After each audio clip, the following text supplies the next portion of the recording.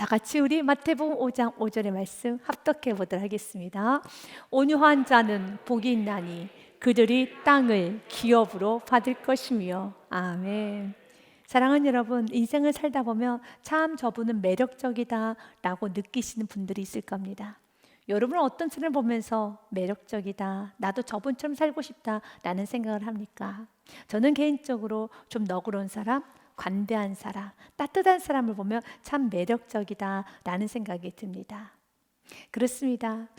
우리는 누군가를 바라볼 때 까칠한 사람보다는 좀 너그럽고 관대하고, 그리고 여러분 따뜻한 사람 보면은 참 기분이 좋습니다. 그리고 나도 그렇게 너그럽고 여유롭게 살기를 원합니다. 하지만 우리가 사는 세상은 우리가 너그럽고 여유롭게 사는 것이 그리 쉽지 않은 세상에서 살고 있습니다. 그런데 우리 예수님께서는 우리들에게 이렇게 말씀하십니다. 나는 너가 이 어두운 세상 가운데서도 따뜻하게, 너그럽게, 관대하게, 그리고 여유 있게 살았으면 좋겠다 라고 말씀하시는 것 같습니다. 그런데 이런 여유로운 삶, 관대한 삶 또한 너그러운 그 삶을 한마디로 표현한다면 온유가 아닐까 싶습니다. 예수님은 우리들에게 말씀합니다. 온유한 자는 복이 있나니 땅을 기업으로 받을 것이며. 새 번역에 보니 땅을 차지할 것이다 라고 되어 있습니다. 온유한 사람은 복이 있습니다. 그들이 땅을 차지할 것이다. 땅을 차지하셔야 되는 겁니다. 그러면 예수님께서 주시고자 하는, 또한 우리가 차지해야 하는 땅은 어떤 땅일까요?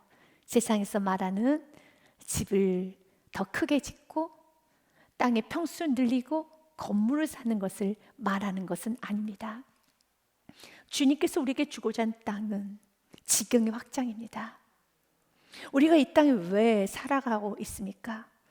왜 저 좋은 천국, 눈물도 없고 곡도 없고 아픔도 없고 죽음도 없는 그 천국에 우리를 데려가지 않고 왜 죄 많은 세상에, 사단이 공중옷을 잡고 있는 이 어두운 세상에 우리를 남겨두셨을까요?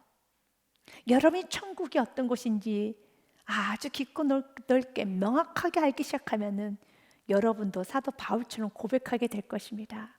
주님, 나는 예수님이 계신 그 천국에 가고 싶어요. 나를 좀 데려가 주세요 라고 고백을 하게 될 것입니다. 빌보서 말씀해 보면 1장에 내가 그 둘 사이에 끼었으니 차라리 세상을 떠나서 그리스도와 함께 있는 것이 훨씬 더 좋은 일이라 그렇게 하고 싶으나 내가 지금 이 땅과 그렇죠 천국 사이에 끼어 있는데 나는 부활하신 예수님이 계시는 그 천국에 있는 것이 훨씬 더 좋은 일이라 그렇게 하고 싶다. 그런데 24절 말씀 같이 읽습니다. 내가 육신으로 있는 것이 너희를 위하여 더 유익하니라. 아멘. 그렇습니다. 우리도 천국 가고 싶죠. 그러나 주님께서는 우리를 남겨두셨을 때는 사도 바울과 같이 영혼을 세우라고, 예수 그리스도 복음 전하라고 우리를 이 땅에 남겨주신 것입니다. 그래서 사도 바울은 가는 곳마다 복음의 깃발을 꽂았습니다. 그는 가는 곳마다 땅을 차지했습니다. 사단이 공중옷에 잡고 진두지하는 그 땅을 예수 그리스도를 전함으로써 복음으로 완전히 역전시키고 예수 그리스도가 통치하는 땅으로 만드셨고요, 예수 그리스도의 깃발을 꽂으셨습니다. 우리도 사도 바울처럼 살아야 되겠습니다. 역사학자였던 아놀드 토인비가 바울에 관해서 이런 평가를 합니다. 바울이 가는 곳, 바울이 발길이 머무는 곳, 그곳이 마을이든 도시든 그 순간부터 그 도시, 그 마을은 바울의 영향권을 피할 수가 없었다라고 말합니다. 그리고 조금 더 구체적으로 로마로 가는 바울을 태운 배는 유럽의 역사를 태운 배였으며 그날 로마의 하늘에는 복음의 새벽이 밝아오고 있었다. 너무 귀한 평가죠. 바울이 가는 그곳에는 여러분 복음의 새벽이 밝아오고 있어요. 우리가 이 땅에 존재하는 이유는 여러분이 머무는 그곳에 복음의 새벽이 밝아와야 되는 겁니다. 지금 여러분은 얼마만큼 땅을 차지하셨습니까? 얼마만큼 지금 예수 그리스도 깃발을 꽂으셨습니까? 이젠 땅을 차지해야 됩니다.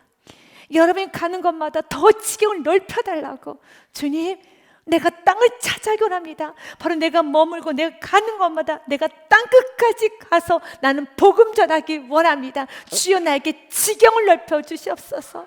주여 나에게 땅을 주시옵소서. 지금 내가 가는 곳마다 예배자가 세워지기 원하며 예수 그리스도의 깃발이 꽂아지기 원하고 있습니다. 예수님도 우리들에게 명령하셨어요. 마태복음 28장 말씀에 그러므로 너희는 가서 모든 민족을 제자로 삼아 아버지와 아들과 성령의 이름으로 세례를 베풀고 내가 너에게 분부한 모든 것을 가르쳐 지키게 하라. 볼지어다 내가 세상 끝날까지 너희와 항상 함께 있으리라 하시니라. 아멘. 맞습니다. 우리는 모든 족속으로 제자를 삼아야 돼요. 땅끝까지 복음 전해야 되는 겁니다. 우리가 지금 섬기고 있는 땅, 여러분 가정을 섬기고 있습니까? 여러분 회사, 여러분 사업장, 이 사회, 여러분이 그곳에서 여러분 더 많은 땅을 차지하게 해달라고, 그곳에서 예수께서 복음의 깃발이 꽂혀지기 원합니다 라고 하면서 하나님께 내게도 땅을 주옵소서 원하셔야 되는 겁니다. 그런데 그 땅은 우리의 노력으로, 우리의 힘으로 차지할 수 있는 것이 아니라 온유한 자만이 땅을 차지할 수 있습니다. 내가 온유하지 못하면 땅 한 평도 차지할 수가 없어요. 그래서 온유가 무엇인지를 아셔야 되는 겁니다. 온유의 사전적인 의미는 사람의 표정이나 성질이 온화하고 부드러운 사람을 향해서 온화하다라고 말합니다. 여러분도 이렇게 사람들과 만나다 보면 얼굴이 좀 선하게 생기신 분들이 계셔요. 야, 저분은 거짓말 못하시게 생기셨어 라고. 또 어떤 분은 조금 거칠게 생기신 분도 있고요. 어떤 분은 정말 질서가 없이 얼굴이 좀 여러분 이렇게 형성이 되신 분도 있죠. 맞습니다. 그런데 그런 외형적인 모습을 보면서 어떤 타고난 선천적으로 타고난 성품을 보면서 온유하다고 말하지 않습니다. 성경에서 온유는 세상에서 말하는 온유하고 다릅니다. 그렇기 때문에 신학자였던 토머스 스코트는 온유에 관해서 이렇게 먼저 전제를 하고 있습니다. 선천적으로 타고난 자연적인 심령의 온유함과 복음서의 온유함과는 신중히 구별이 되어야 합니다. 자연적인 온유함은 유순하여 사단에게 쉽게 설득을 당할 수도 있으며 쉽게 진리를 단념할 수도 있는 성품이지만, 성경에서 기록된 온유함은 하늘로부터 오는 후천적 성품으로 예수님을 구원자로 고백하고 성령님을 모시고 사는 그리스도인들에게 나타나는 성품입니다 라는 말을 합니다. 다시 말해서 성경에 나오는 온유는 우리가 만들어낼 수 있는 온유가 아닙니다. 하나님으로부터 받아야 되는 하나님의 선물이며, 온유라는 성품은 예수님의 것입니다. 그래서 구하셔야 되는 겁니다. 주여 내게 온유함을 주옵소서. 온유함은 하늘로부터 오는 것이기 때문에 모든 좋은 은사는 다 하늘로부터 온다라고 말씀하셨기 때문에 우리는 하나님께 온유함을 구하셔야 됩니다. 그러면서 예수님께서는 자기 자신을 향해서 나는 온유하고 겸손하다라는 말씀하십니다. 마태복음 11장 말씀에 보니 수고하고 무거운 모든 짐진 자들아 다 내게로 오라, 내가 너희를 쉬게 하리라 라고 말씀하시면서 예수님이 자신을 향하여 이렇게 말합니다. 29절의 말씀 같이 읽겠습니다. 나는 마음이 온유하고 겸손하니 나의 멍에를 메고 내게 배우라, 그리하면 너희 마음의 쉼을 얻으리니. 아멘. 예수님께 온유를 배우셔야 되는 겁니다. 우리는 온유하지 않으면 이 땅을 차지할 수가 없습니다. 그래서 온유가 무엇인지를 알아야 되는데, 온유를 알 수 있는 유일한 길은, 온유는 예수님의 것이기 때문에 예수님께 배우셔야 돼요. 예수님 말씀합니다. 나는 마음이 온유하고 겸손하니 라고 말씀하시면서 온유하고 겸손은 같은 선상에 있어요. 같이 움직이고 있습니다. 그래서 온유한 자가 곧 겸손한 자고, 겸손한 자가 곧 온유한 자입니다. 예수님의 모습을 통해서 우리는 온유를 봐야 되는데 이 땅에 인자로 오신 예수님의 모든 모습은 다 온유하셨죠. 그 중에 특별히 마태복음 말씀에 보면 예수님께서 예루살렘에 입성하실 때 어린 나귀를 타고 입성하십니다. 왜 예수님께서 어린 나귀를 타고 입성하셨는가? 성경은 이렇게 말합니다. 그 이유는 예수님이 겸손하셔서, 예수님이 온유하셔서 어린 나귀 새끼를 타고 들어오셨어 라고 기록이 되어 있어요. 마태복음 21장 5절 말씀에 보니 시온 딸에 이르기를 내 왕이 내게 임하나니 그는 겸손하여 나귀 곧 멍에 매는 짐승의 새끼를 탔도다라 하였느니라. 왜 예수님께서 어린 나귀 새끼를 탔는지 아십니까? 예수님 겸손하셔서요.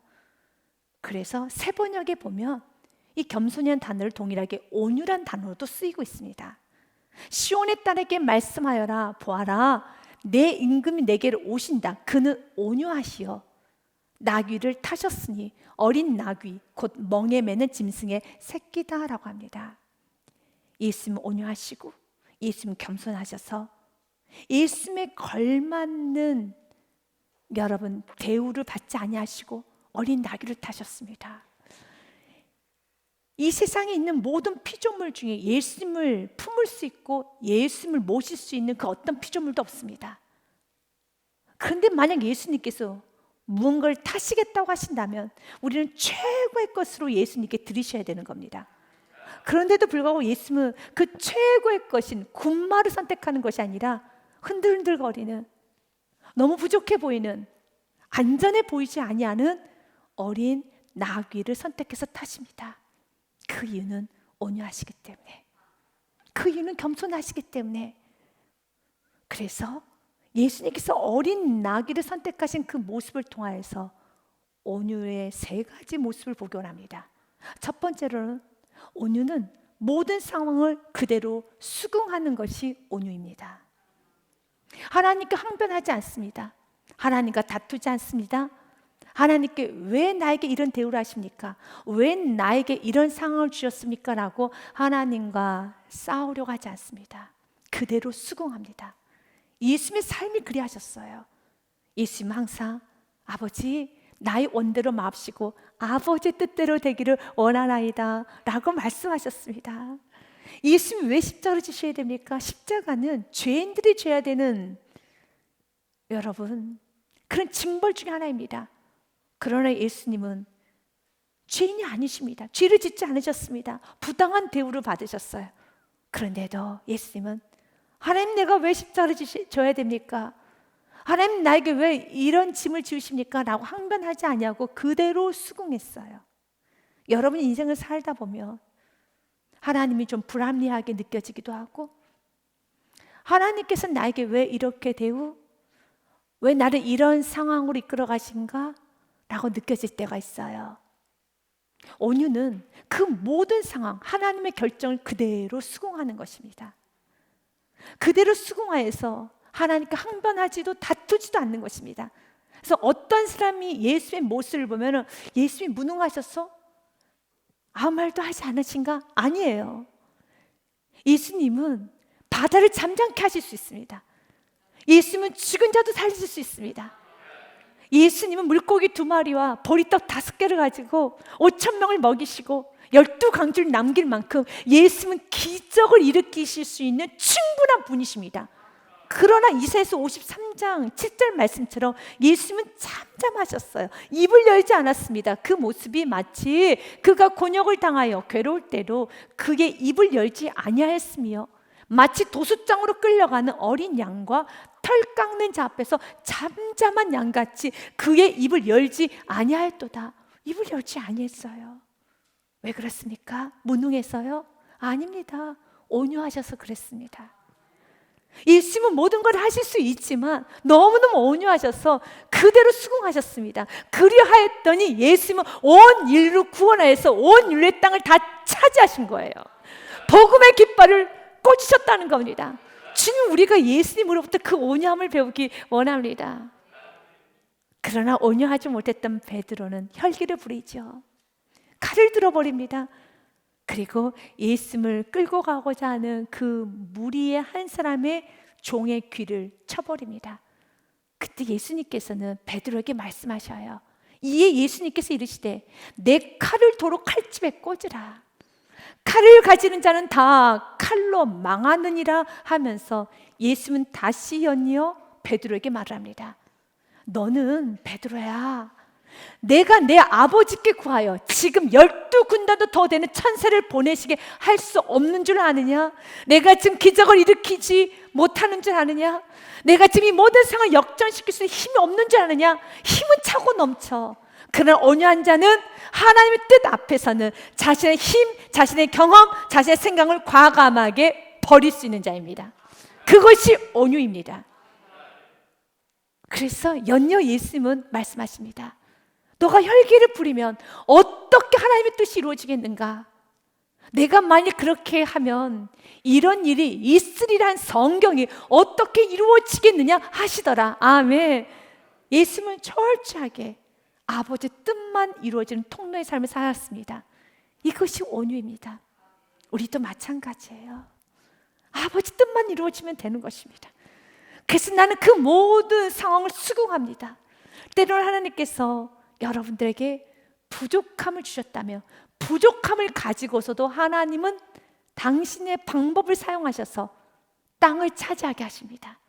그렇기 때문에 여러분에게 때로는 아픔도, 어떤 부당한 대우도, 부족함도 하나님 허락하신 거라면 그대로 수긍해 보십시오.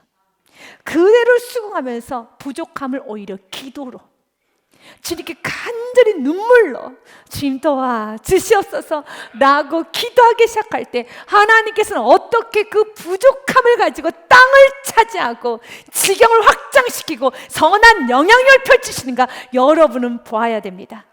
간증하셔야 됩니다. 여러분이 그 말씀의 친구이 되셔야겠습니다. 여러분이 잘 아는 닉 부이치치, 그는 태어나면서부터 두 팔과 두 다리가 없이 몸통과 발가락 2개만 가지고 태어났습니다. 그의 부모님은 그 자녀를 보면서 하나님께 항변할 수 있습니다.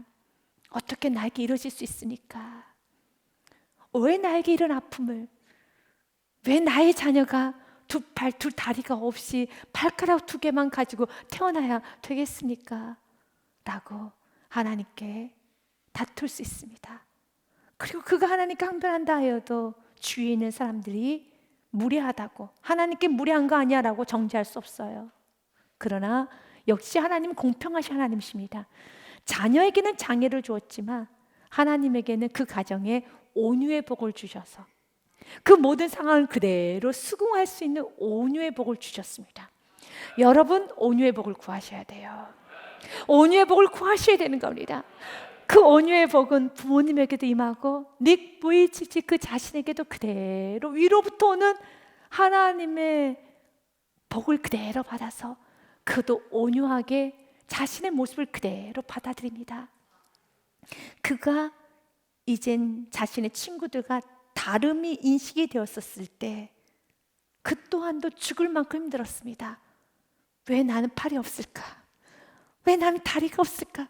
왜 나는 몸통에 발가락 2개가 붙어 있을까? 자기 자신이 너무 흉측해 보이고 너무 싫게 느껴졌을 것입니다. 그래서 그도 죽고 싶은 생각이 많이 들었다고 그의 책에 기록이 되어 있더라고요. 그런데 하나님은 그에게 온유의 복을 주셨어요. 부모의 신앙이 그대로 자녀에게 남겨져서 그도 온유의 복을 주셔서 그 모든 상황을 그대로 받아들였을 때 정상인들보다 훨씬 더 많은 땅을 차지하는데 그는 43개국을 다니면서 그는 400만 명이 넘는 청소년 친구들에게 용기를 주고 희망을 주고 그를 통해서 수많은 영혼들이 되살아나기 하기 시작합니다. 그는 전 세계 땅을 다 차지했습니다. 부족하다고 해서 땅을 차지하지 못하는 게 아니에요. 온유한 자만 땅을 차지하는 것입니다. 하나님의 그 말씀 앞에 그대로 수긍하는 자는 땅을 차지하게 되는 겁니다. 그러면서 닉 부이치치가 가는 곳마다 이렇게 말을 한다고 합니다. 내가 가지지 못한 것보다 내가 가진 것에 집중하세요. 내가 가지고 있는 것에 감사하시고 나의 장점에 집중해 보세요. Keep try. 계속 시도하시고 never, never, never, never, never give up. 절대로 포기하지 마십시오 라고 말합니다. 맞아요. 수긍할 건 그대로 수긍하고 부족한 게 있으면 구하시고 장점에 집중해 보라는 겁니다.